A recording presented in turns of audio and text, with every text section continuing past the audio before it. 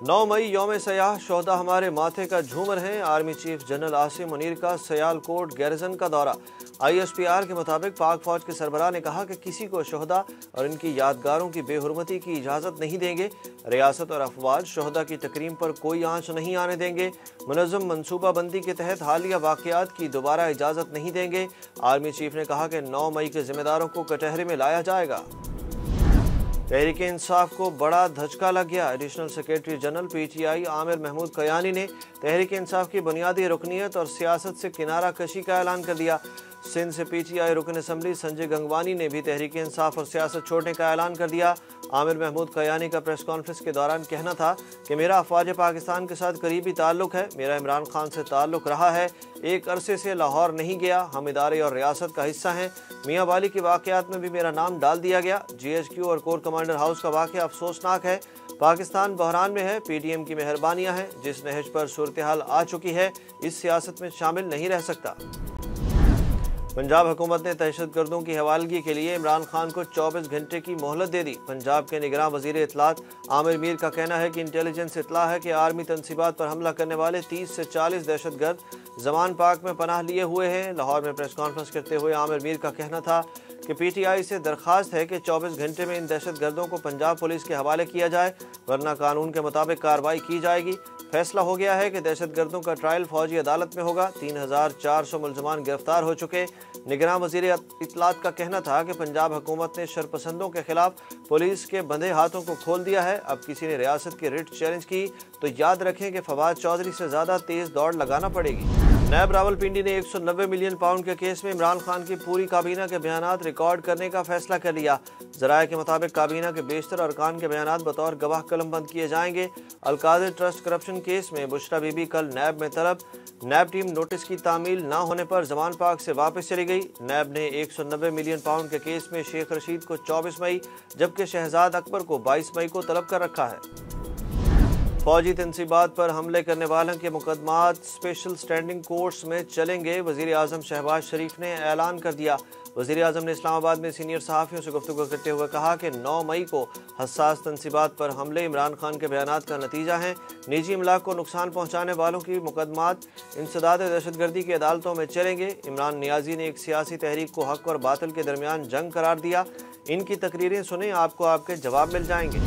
हमें सजा सुनाने वाले 60 अरब लूटने वाले का इस्तकबाल करते हैं, कौन करेगा ऐसे अदल का एहतराम। मुस्लिम लीग नून के कायद नवाज शरीफ का ट्वीट। साबिक वज़ीर आज़म ने कहा कि बेटे से चंद हज़ार दिरहम तनख्वाह न लेने पर मुझे नाअहल करवा कर जेल फेंक दिया गया, और दूसरी तरफ एक साबित शुदा करप्ट को सादिक और अमीन बनाकर अल्लाह के आखिरी रसूल के मकाम की तौहीन की गई। कौमी सलामती कमेटी के एलामिया पर मखसूस सियासी बयानिए का गलबा है। तहरीक इंसाफ ने फिर इल्ज़ामात के तीर चला दिए। रद्द-ए-अमल में PTI का कहना था कि PDM लंदन प्लान के तहत तयशुदा शर्मनाक सियासी नताइज हासिल करना चाहती है। ठोस हक़ाइक़ के बजाय मफरूज़ों की बुनियाद पर फैसला साजी तबाहकुन है। PTI एलामिया में मुतालबा किया गया कि हुकूमत 9 मई के पुरअमन एहतजाज में निहत्ते शहरियों के कातिलों और जलाओ घेराव में मुलव्वस इंतशार पसंदों की निशानदही करे। सुप्रीम कोर्ट जजेस पर मुश्तमिल बाइख्तियार अदालती कमीशन बनाया जाए। कोई सियासी जमात पाकिस्तान मुखालिफ नहीं, ना गद्दारों पर मुश्तमिल है। सदर मुमलिकत ने सबसे ठंडे और गहरे सांस लेने की दरख्वास्त कर दी। एक बयान में डॉक्टर आरिफ अलवी ने कहा कि तमाम स्टेक होल्डर्स को कहता हूँ वो दोबारा सोचें। सबको कहता रहा हूँ मौजूदा सूरत हाल का हल तलाश करें। ईरान और सऊदी अरब के दरमियान कायम होने वाला अमन गैर मामूली है। क्या हमारी क़यादत भी ईरान और सऊदी अरब जैसी अजमत का मुजाहरा कर सकती है? पाकिस्तानी तारीख में धौंस और ज़बरदस्ती की एक तवील तारीख है जो बार बार दोहराई गई है। इमरान खान 31 मई को हर सूरत अदालत पेश हों, आइंदा समाअत पर तमाम मुकदमात का फैसला कर देंगे। इस्लामाबाद हाई कोर्ट ने इमरान खान को मजीद किसी केस में गिरफ्तारी से रोकने के हुक्म में 31 मई तक तौसीह कर दी। इस्लामाबाद हाई कोर्ट में इमरान खान के खिलाफ 100 से ज़ायद केसेस में गिरफ्तारी से रोकने की दरख्वास्त पर समाअत हुई। वफाक की जानिब से केसेस की तफसीलात फराहम करने के लिए मोहलत की इस्तदा की गई, जिसे अदालत ने मंजूर करते हुए समाअत 31 मई तक मुलतवी कर दी। जब तक इमरान खान जिंदा है पार्टी छोड़ने का सवाल ही पैदा नहीं होता। अली जैदी ने तहरीक इंसाफ छोड़ने की तरदीद कर दी। अली जैदी कराची में मीडिया से गुफ्तगू करते हुए आप दीदा हो गए। उन्होंने कहा कि तहरीक इंसाफ छोड़ने का कोई इरादा नहीं, फौज हमारी है और हम फौज के हैं। पुरतशद्दुद मुजाहरे करने वालों के खिलाफ कार्रवाई होनी चाहिए। पुरतशद्दुद मुजाहरे किसी सूरत कबूल नहीं। पुरअमन एहतजाज सबका आईनी हक है, इख्तलाफ सब में हो सकता है। यादगार शोहदा को जलाने पर मेरे दिल को तकलीफ हुई। 9 मई के वाक़यात सरकारी इमलाक को जलाने की मजम्मत करता हूँ। पीटीआई रहनुमा इबाद फारूक अपने वीडियो बयान से मुकर गए। इबाद फारूक ने अपने वीडियो पैगाम के बरक्स इमरान खान के साथ खड़ा रहने का ऐलान कर दिया। तहरीक इंसाफ के रहनुमा और PP 149 से टिकट होल्डर इबाद फारूक ने इंसदाद दहशतगर्दी की खुसूसी अदालत में पेशी के मौके पर कहा कि मेरे हौसले पहले से ज़्यादा बुलंद हैं, हमेशा इमरान खान के साथ खड़े रहेंगे। उन्होंने कहा कि मुझे एयरपोर्ट से गिरफ्तार किया गया और फिर मुख्तलिफ जगहों पर रखा गया। इससे पहले इबाद फारूक का वीडियो बयान सामने आया था, जिसमें उन्होंने कोर कमांडर हाउस पर हमले का जिम्मेदार PTI रहनुमा यास्मीन राशिद और महमूद रशीद को करार दिया था। ओपन करेंसी मार्केट में डॉलर तारीख की बुलंद तरीन सतह पर जा पहुंचा। इंटरबैंक में डॉलर रेट में इस्तेहकाम, स्टॉक मार्केट में मंदी रही। करेंसी डीलर्स के मुताबिक ओपन मार्केट में डॉलर 300 रुपए से तजावज़ कर गया।